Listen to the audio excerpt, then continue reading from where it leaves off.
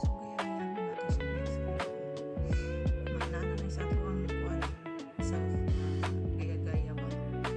Okay. So na-intriga lang ko kay ingon lagi siya nga detox daw siya sa ano guys, detox daw siya sa atay.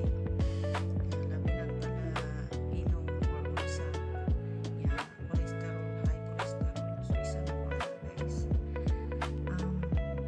So try na to guys. So susubukan yun siya. Ito sa kusara. So karon guys, ang niya isa na ko kutsara na olive virgin virgin. So ano siya So ano siya isa na kutsara guys. Isa na kutsara. Unya ang limon ko daw isa ka kutsara.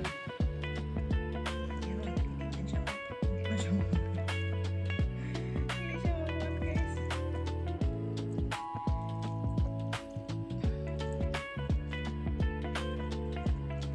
Ayan guys, isa ka kutsara. Ayun. Tapos kaya ito na yung ukay-ukayon guys. Ukay-ukayon.